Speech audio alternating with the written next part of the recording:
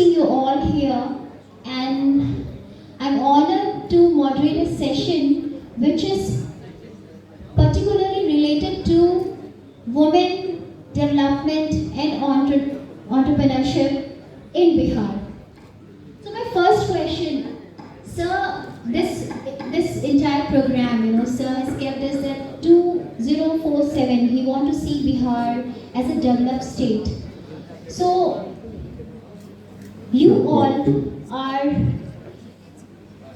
expertise in your area. So where do you think yourself that how you place yourself basically in 2047 Bihar as a developed state? So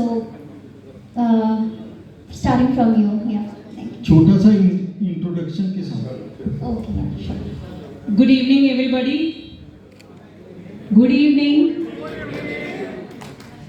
जोश बना रहना चाहिए, चाहे आप सुबह से शाम तक बैठे हो या शाम से रात तक. ये दिखाता है कि आपके अंदर की एनर्जी लेवल कैसी है, राइट? और thank you very much sir, आपने मुझे यहाँ इनवाइट किया और मुझे बहुत अच्छा लग रहा है यहाँ पर आकर कि मुझे ये देखने को मिल रहा है कि लेट्स इंस्पायर जो काम कर रही है. आज से 13 साल पहले मैंने कुछ इनिशिएटिव किया था बिहार में 2010 में, जब मैंने अपनी इंजीनियरिंग पास करी थी.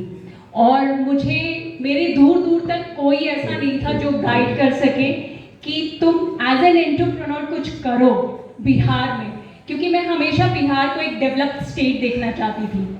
और शायद मुझे लगता है कि आज मैं सही जगह पे हूँ.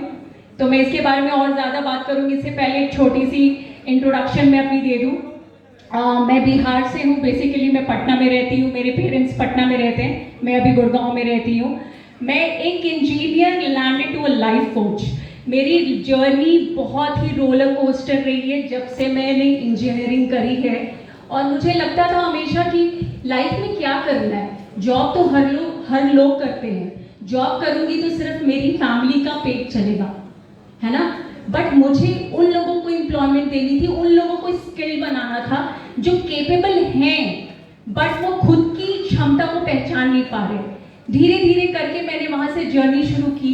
फिर मैं लॉयर बनी, फिर मैं लोगों के बीच गई और फिर मुझे लगा कि मुझे एक लाइफ कोच बनना है, एक काउंसलर जो कि एक इंसान को उसकी स्ट्रेंथ के बारे में बताता है और वो इंसान अपनी स्ट्रेंथ को यूज़ करके कहाँ से कहाँ चला जाता है. जी हाँ, मेरे भी लाइफ में कभी एक मेंटोर आया था और जिसने मेरी लाइफ को चेंज कर दिया. मैं 10th में फेल हो गई थी मैथ्स में.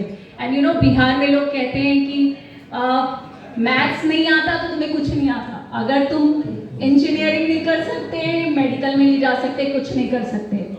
तब मैंने उस दिन एक कसम खाई थी कि आज मैं लोगों को बता के रहूँगी कि 10th फेल जो मैथ्स में फेल था वो इंजीनियर बन सकता है.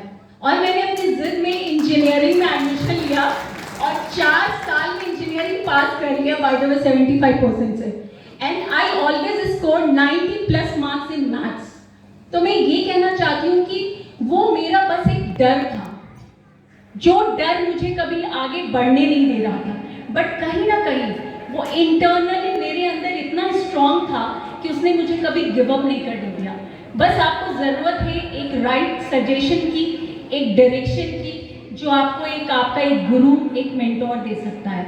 एंड वहाँ से जर्नी शुरू करके आज मैं नेशनल इंटरनेशनल लोगों को कोच करती हूँ. मोर देन 15,000 लोगों की लाइफ में मैंने डिफरेंस मेक किया है. 17 कंट्रीज के साथ काम किया है. अभी हाल फिलहाल में मुझे लगता है ज़िंदगी में ना काश नहीं होना चाहिए. मैं शाहरुख खान की बहुत बड़ी फैन हूँ, तो ज़िंदगी में कोई काश नहीं होना चाहिए. इसलिए मैंने सोचा let's try into beauty pageant. मैं एक टॉम बॉय की तरफ पली बड़ी हूँ, क्योंकि बिहार में लड़कियों का सर्वाइव करना बहुत मुश्किल था, ऐसा मुझे लगता था. और उसके लिए मुझे लगता था कि मैं लड़के की तरह रहूँगी तो मैं कुछ भी कर पाऊँगी. सो टॉम बॉय से लेकर ब्यूटी पेजेंट की जर्नी बहुत अच्छी रही है. मैंने 2023 में Mrs India 2nd runner up रही हूँ. 2 सबटाइटल्स मिले, glamorous face and glamorous goddess. फिर मुझे मौका मिला फिलीपींस में 2023 में मिसेस यूनिवर्स में पार्टिसिपेट करने का, और वहाँ पे मैंने मिसेस यूनिवर्स क्रिएटिविटी का सबटाइटल लिया. So it was an great achievement for me. मैं पूरे बहुत ही गर्व से कहती हूँ कि मैं बिहारी हूँ और पूरे बिहार से पहली एक लड़की जो मिसेस यूनिवर्स के प्लेटफॉर्म पे जा सकती है। मैं आपसे योर क्वेश्चन। सो आप एक इंजीनियर हैं, आपने लॉ की भी पढ़ाई की, then you are a motivational speaker and then now finally you are a beauty pageant as well.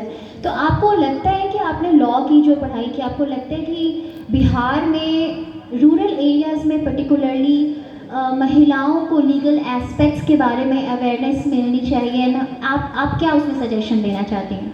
बिल्कुल, ये बहुत ही ज़रूरी है क्योंकि हमें पता ही नहीं होता कि हमारे लिए गवर्नमेंट ने क्या क्या rules and regulations and policies बनाए हैं। हम बहुत से प्रॉब्लम्स में होते हैं या हमें किसी भी करेंट सिचुएशन में, कोई कंट्रीज वहाँ पे थे और सारी दुनिया में औरतें उस डोमेस्टिक वायलेंस से गुजरती हैं।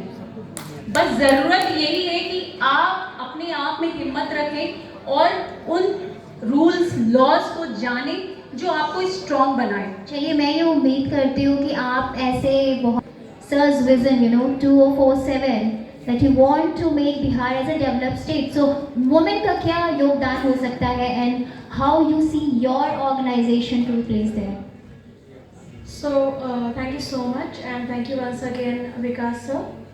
और 2047 में जो हमारे पास ये टाइमलाइन है 25 इयर्स का, तो ये प्रोजेक्शन सेट करने के लिए हमें कुछ डिकेड्स पीछे जाना पड़ेगा कि हम लोग हर समय किस हीरे को हर समय छोड़ते आए हैं।